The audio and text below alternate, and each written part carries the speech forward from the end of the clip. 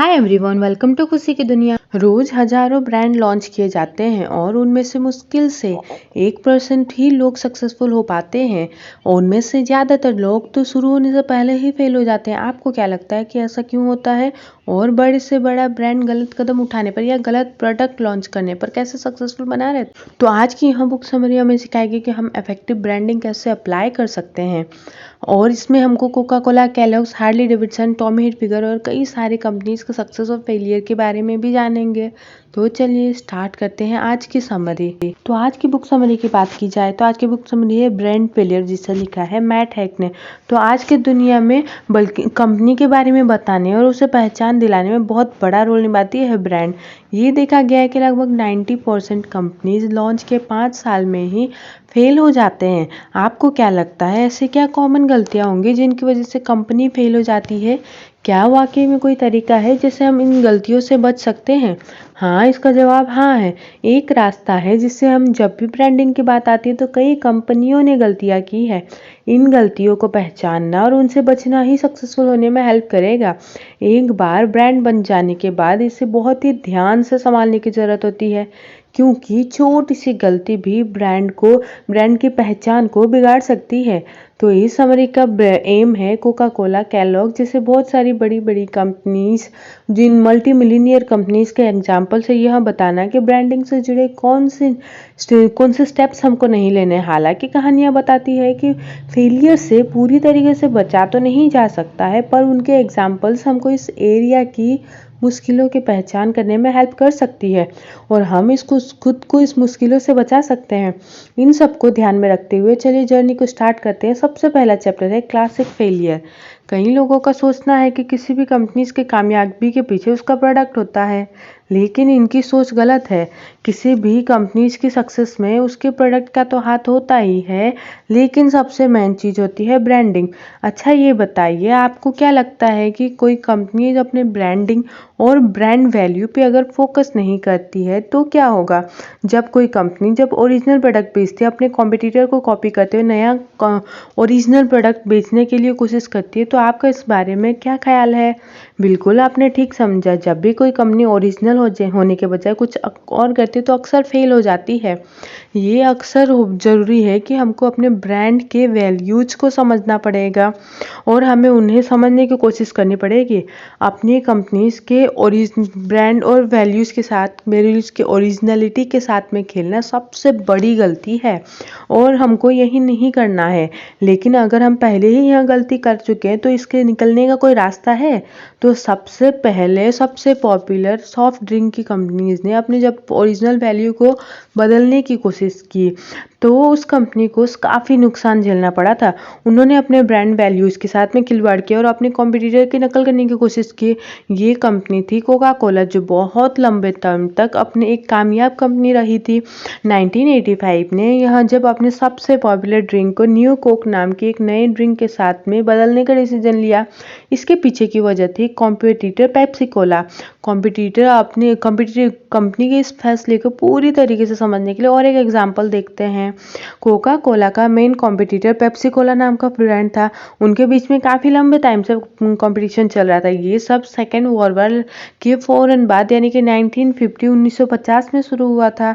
Pepsi से ज़्यादा Coke बिका करते थे। कंपनी का सक्सेस रेशियो 5-1 था, लेकिन अगले 10 सालों में कोका कोला से ज़्यादा पेप्सी ने अपने और ध्यान खींच लिया था। पेप्सी यंग लोगों के बीच में ज़्यादा पॉपुलर होने लगा। इस तरह पेप्सी कोका कोला के लिए खतरा बन गया। 1970 में के दशक में पेप्सी ने पेप्सी चैलेंज नाम का एक चैलेंज स्टार्ट किया, जिसका मकसद था कि यह टेस्ट करना कि कस्टमर्स कौन सा ड्रिंक पसंद करते हैं। मीठी पेप्सी का फेमस जो भी इनका कोका कोला, मीठी पेप्सी या फेमस कोका कोला। हैरानी की बात यह है कि ज़्यादातर लोगों ने कोका कोला से ज़्यादा मीठी पेप्सी के टेस्ट को पसंद किया। जॉनसन जैसे बड़ी सेलिब्रिटी के साथ में कॉन्ट्रैक्ट साइन किए। कोक को डर लगने लगा कि मार्केट में वो अपनी फर्स्ट पोजीशन खो देगा, तो कंपनी अब ना सिर्फ अपने मेन कॉम्पिटिटर पेप्सी से बल्कि स्प्राइट, फैंटा और डाइट कोक जैसे कई दूसरे ड्रिंक के सामने अपना शेयर खो रही थी। फिर 1983 में जब कोक का मार्केट शेयर अपने सबसे लोअर लेवल 24% तक गिर गया था, जिससे कंपनी में डर पैदा हो गया। पेप्सी अब भी उनका पीछा कर रही थी और दुनिया भर में इसके अच्छे डिस्ट्रीब्यूशन की वजह से कोक अब भी कंपटीशन में आगे था। हालांकि सिर्फ यह वक्त की बात थी, पेप्सी ने बाजी मार ली और उनका नंबर 1 पोजीशन छीन लिया। और कुक को पता था कि इसीलिए इसके लिए कुछ करना ही होगा। कंपनी ने देखा कि मेन प्रॉब्लम पेप्सी के टेस्ट की थी, तो यहाँ पे चैलेंज में जो इसके कारण से हार गए थे, इसीलिए कोक ने डिसीजन लिया कि ये उनके मेन प्रोडक्ट कोका कोला को न्यू कोक नाम के एक नए प्रोडक्ट के साथ में बदलने का समय है। हालांकि कंपनी ने अपने ब्रांड को बहुत ही कम मान लिया था। जब पब्लिक के सामने कंपनी ने इस डिसीजन को अनाउंस किया तो काफ़ी लोग परेशान हुए और उन्होंने नए प्रोडक्ट को पूरी तरीके से बाइकआउट करने का डिसीजन लिया। जब न्यू कोक को मार्केट में उतारा गया तो कंपनी के सेल में तेजी से गिरावट आई और लोग नाराज हो गए थे, क्योंकि जिस प्रोडक्ट को वो पसंद करते थे वो अब उन्हें नहीं मिल रहा था। इसीलिए कंपनी के पास में मेन प्रोडक्ट को वापस लाने के अलावा कोई दूसरा ऑप्शन नहीं था। इस तरह कोका कोला ने ब्रांडिंग की इंपॉर्टेंस को सीखा और कैसे ये भी जाना कि कैसे ब्रांडिंग प्रोडक्ट से कई ज़्यादा इंपॉर्टेंट होती है। ये है क्लासिक फेलियर। अब अगले चैप्टर में जाते हैं, आइडिया फेलियर। आपको क्या लगता है कि अक्सर ब्रांड क्यों फेल जाते हैं? अब कुछ लोग यहाँ कह सकते हैं कि इसके पीछे गलत आइडिया या सही रिसर्च ना करना बहुत बड़ी वजह से हो सकती है।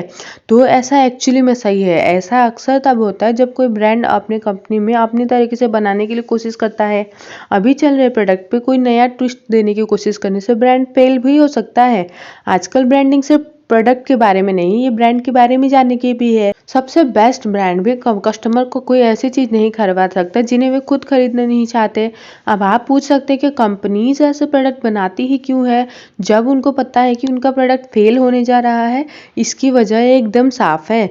कंपनीज को भ्रम होता है कि वो अपने कस्टमर्स को ज़्यादा जानते हैं। आपने कैलॉग्स का नाम तो सुना ही होगा। वाकई में ये सबसे अच्छी कंपनीज में से एक है जो ब्रेकफास्ट के लिए मशहूर है। इन्होंने भी अपने प्रोडक्ट में गलती की थी। ये प्रोडक्ट था क्लियर मैक्स। उनका आइडिया क्लियर था। क्लियर मैक्स एक छोटा सा बॉक्स था जिसने एक डब्बा और प्लास्टिक का चम्मच पैक किया जाता था। इतना सिंपल आइडिया कैसे फेल हो सकता है? अब इसमें क्या गलत हुआ होगा? खैर, इस प्रोडक्ट के फेल होने की वजह थी दूध। डिजाइन किए गए कंटेनर प्रोडक्ट की वजह से दूध को फ्रिज में रखने की जरूरत नहीं थी, लेकिन कस्टमर्स दूध का आइडिया इनको पसंद नहीं आया। इस प्रॉब्लम को ठीक करने के लिए केलॉग्स ने प्रोडक्ट को रेफ्रिजरेटर में स्टोर करने का फैसला लिया ताकि कस्टमर को ठंडा दूध मिल सके। अब इससे कस्टमर्स को और भी ज़्यादा कंफ्यूज पैदा कर दे, क्योंकि उनको सीरियल के साथ में देखने की आदत थी और ना कि रेफ्रिजरेटर में। इस प्रोडक्ट के फेल होने में दूसरा बड़ा कारण था एडवर्टीजमेंट। इस एड में कंपनी ने दिखाया कि जब पेरेंट्स सो रहे होते तो छोटे बच्चे खुद ही सीरियल खाने की कोशिश कर रहे हैं, लेकिन ये आइडिया गलत है क्योंकि इस प्रोडक्ट का पैकेज यूज करने में बिल्कुल भी आसान नहीं था। प्रोडक्ट के टेस्ट और साइज में भी प्रोडक्ट को नाकाम होने में हेल्प किया। गरम दूध सीरियल का टेस्ट बिगाड़ देता है और साथ ही प्रोडक्ट को कई कस्टमर ने महंगा भी बताया। केलॉग्स की जो नाकामी ने जो सबसे इम्पोर्टेंट लेसन सीखा वो था कि कस्टमर्स को कभी भी कंफ्यूज्ड ना करना और साफ साफ मैसेज देना। इस प्रोडक्ट को कहीं भी खाए जाने वाले स्नैक्स के तौर पर इंट्रोड्यूस किया गया। हालांकि कंपनी ने ये भी कहा कि इसे रेफ्रिजरेटर में स्टोर करने की ज़रूरत है, जिसने कस्टमर को कंफ्यूज कर दिया था। इसके अलावा इस प्रोडक्ट को दूसरे मिल्क प्रोडक्ट के साथ में बेचा गया था, तो यहाँ पर ये तो क्लियर था कि इसे दूसरे सीरियल प्रोडक्ट के साथ रखने की ज़रूरत थी। अपने प्रोडक्ट को बेचने के लिए सही जगह पर रखना आपकी सोच से कई ज़्यादा जरूरी होता है। तो हमने यहाँ पढ़ा कि आइडिया कैसे फेल हो सकता है। अब बात करते हैं आगे ब्रांड एक्सटेंशन के बारे में। ब्रांड एक्सटेंशन का मकसद होता है अपने मौजूदा ब्रांड में ही कई प्रोडक्ट के कई मौजूदा कैटेगरीज को जोड़ना। कई कंपनीज का मानना है कि यह एक अच्छा आइडिया होता है, लेकिन ज़्यादा प्रोडक्ट कैटेगरी का साफ मतलब है ज़्यादा सेल्स। शॉर्ट टर्म के लिए तो ये बहुत अच्छा हो सकता है, लेकिन लॉन्ग टर्म में ये ब्रांड के वैल्यूज को कम कर देता है। अगर सही ढंग से किया जाए तो ब्रांड एक्सटेंशन से फ़ायदा होता है। इसका सबसे बड़ा एग्जाम्पल डाइट कोक है, जो दुनिया में सबसे पॉपुलर कोल्ड ड्रिंक में से एक है। आपको क्या लगता है कि कोका कोला सक्सेसफुल क्यों है, जबकि ज़्यादातर दूसरी बड़ी कंपनी ब्रांड एक्सटेंशन में अप्लाई करने से नाकामयाब रही? तो यहाँ पर माना जाता है कि सक्सेसफुल ब्रांड वो होते हैं जो अपनी ट्रेडिशन खुद बनाते हैं या जिन्होंने अपने कस्टमर्स को ट्रेडिशन बनाने में हेल्प की। ऐसे ही कंपनी है हार्ले डेविडसन। इस ब्रांड के कस्टमर्स इसे बहुत पसंद करते हैं क्योंकि यह इनके लिए मोटरसाइकिल से कहीं बढ़ के होता है। ये उस आज़ाद ख्याल से बात प्यार करते हैं जो कि एक ब्रांड है, हालांकि ब्रांड की पहचान है। हालांकि उन्होंने कई सारी गलतियां की है, फिर भी ब्रांड एक्सटेंशन लंबे टाइम तक कंपनी में अपने ब्रांड को समझा, ये जाना कि कस्टमर्स इसे कितना प्यार क्यों करते हैं। तो कंपनी ने फैसला किया कि वो लिमिटेड मोटरसाइकिल बेचेंगे और इसमें कंपनी लोगों के बीच में मिस्ट्री पैदा होने लगेगी, और जिसने बेशुमार कस्टमर्स को अट्रैक्ट किया। 1990 के साल में कंपनी अपने रास्ते से भटक गई। उन्होंने टी शर्ट, सिगरेट, लाइटर और सॉक्स जैसे प्रोडक्ट की कई अलग अलग कैटेगरीज लॉन्च की। उन्होंने परफ्यूम, आफ्टर सेक और नेट टाइम और यहाँ तक कि बच्चों के कपड़े भी बेचना स्टार्ट किया। मोटरसाइकिल से प्यार करने वाले लोगों को ये ब्रांड एक्सटेंशन जरूरत से ज्यादा स्टाइल लगने लगा और यह अपने माचो स्टाइल के लिए जाने लगता था। तो लॉयल कस्टमर अपनी कंपनीज के लोगों को कंपनी के टैटू भी बनवाते हैं। तो इन नए काफी कस्टमर खुश नहीं थे इससे, और उन्होंने कंपनी को क्रिटिसाइज भी किया। इस पे कंपनी का बुरा असर पड़ा। कंपनी को जल्द ही अपनी गलती का एहसास हुआ और उन्होंने कस्टमर से माफी मांगी। कंपनी ने बाकी सारे प्रोडक्ट को बनाना बंद कर दिया। तो यह याद रखना जरूरी है कि कंपनी में बहुत ज्यादा करना अच्छा नहीं होता। इसीलिए एक ही ब्रांड, एक ही प्रोडक्ट जोड़ने से कुछ वक्त के लिए सेल्स बढ़ जाती है, पर इससे लंबे टाइम में ब्रांड कमजोर पड़ जाती है। इसके बजाय कुछ ब्रांड वैल्यूज बना करके फोकस रखना ज्यादा वैल्यूएबल हो सकता है। एग्जाम्पल के लिए आप अपने वैल्यूज को सॉफ्ट और फेमिनाइन मानते हैं, जैसे कि रेजर या सेब बेचना एक गलत आइडिया होगा। हमेशा याद रखिए, जो एक ब्रांड जो हमेशा सब कुछ करने की कोशिश करता है वह आमतौर पर फेल हो जाता है। हार्ली डेविडसन को जल्द ही अपनी गलती का एहसास हुआ और उन्होंने इस प्रॉब्लम को समझा, इससे ब्रांड उनका बचा रहा। आपको क्या लगता है कि उन्होंने अगर जल्दी कोई एक्शन ना लिया होता तो क्या होता, बताइएगा जरूर। और इसी के साथ में जानेंगे अगले चैप्टर के बारे में, जो है पीआर फेलियर्स। हर कोई अपने लाइफ में गलतियां, इसमें कोई हैरानी की बात नहीं है और हमने ये पढ़ चुके कि लेकिन जिस तरीके से हम अपनी गलतियों को हैंडल करते हैं वो बहुत मायने रखता है। जब कोई कंपनी अपने कस्टमर के सामने प्रॉब्लम से मुश्किल दौर को लेकर के ट्रांसपेरेंट होने का काम करते हैं तो फिर हमको और भी रेस्पेक्ट मिलती है। दूसरी तरफ अगर कोई कंपनी अपने खामियों को छिपाने की कोशिश करती है तो ये उनके लिए खतरा बन सकती है। कई सारे कंपनीज को लगता है कि किसी क्राइसिस को निपटने का बेस्ट तरीका है उन प्रॉब्लम को नकार देना, लेकिन ये भूल जाते हैं कि सक्सेसफुल ब्रांड बनाने के लिए कस्टमर्स की सभी जरूरतों को पूरा करना पड़ता है। इसका मतलब ये है कि भले ही कंपनी क्राइसिस से गुजर रही हो, कस्टमर्स को इसके बारे में साफ साफ बताइए। एक कामयाब कंपनी को, एक कामयाब ब्रांड को बनाने के लिए उसके सारे फीचर्स होता है। 1980 के सालों में Exxon world oil tanker Alaska coast पर बड़ी क्वांटिटी में तेल गिर रहा था। यह अमेरिकन हिस्ट्री का सबसे तेल का रिसाव था। पता चला बाद में कि दोनों ही शराब पी रहे थे। घटना के घंटों बाद ही उनके खून में बड़ी मात्रा में शराब पाई गई थी। इसके लिए कैप्टन को 90 दिनों के लिए जेल की सजा मिली और भारी फाइन भी देना पड़ा। कंपनी ने इस प्रॉब्लम को दूर करने के लिए कोई भी कदम नहीं उठाए, यहाँ तक कि उन्होंने मीडिया से भी बात करने से इनकार कर दिया। कंपनी के चेयरमैन ने कहा कि उनके पास में इंटरव्यू देने के लिए या बात करने के लिए टाइम नहीं है। असल में कंपनी को सामना करने की हिम्मत ही नहीं थी। इसके अलावा कंपनी एक हफ्ते के बाद भी तेल रिसाव को कंट्रोल नहीं कर पाई। हजारों बैरल तेल गिर चुका था। आखिरकार कंपनी ने एक प्रेस कॉन्फ्रेंस रखी। जब कंपनी ने अपनी सफाई में जो भी कहा वो मछुआरों और दूसरे लोगों के बयान से बिल्कुल उल्टा था, तो बात और भी ज्यादा बिगड़ गई। जब चेयरमैन से मीडिया ने तेल से फैली गंदगी को साफ करने के प्लानिंग के बारे में कुछ पूछा तो फिर उन्होंने अपनी बात को बदलने की कोशिश की और सवालों को नजरअंदाज कर दिया। इससे कंपनी के लिए बहुत बड़ी प्रॉब्लम खड़ी हो गई। इस क्राइसिस के दौरान करीब $7 अरब का नुकसान हुआ और सबसे बड़ी बात यह थी कि एक्सन ने अपनी रेपुटेशन को खो दिया था और जल्द ही वह थर्ड पोजीशन पे आ गया था। तो किसी भी कंपनी के लिए क्राइसिस के दौरान ईमानदार होना बहुत जरूरी है और उसे फौरन फैसले लेने की जरूरत होती है। एक्सन ऐसा नहीं कर पाया था जिसकी वजह से वह तबाह हो गया। तो इस एग्जाम्पल से समझा हमने कि पीआर फेलियर्स क्या है। अब जानते हैं कल्चर फेलियर के बारे में। एक ब्रांड के लिए अपने टारगेट ऑडियंस और उनके बारे में जानना समझना बहुत जरूरी है। और हमको मैकडोनल्ड्स और माइक्रोसॉफ्ट जैसे ब्रांड दुनिया भर में पहचाने जाते हैं। यह समझना बहुत जरूरी है कि कोई भी प्रोडक्ट एक मार्केट में कामयाब होता है तो इसका मतलब यह नहीं है कि वो दूसरे मार्केट में भी कामयाब हो। पूरी दुनिया में एक ब्रांड को चलाना बहुत ही चैलेंजिंग होता है। सिर्फ भाषा और करेंसी बदलने के अलावा और भी बहुत कुछ करने की जरूरत है।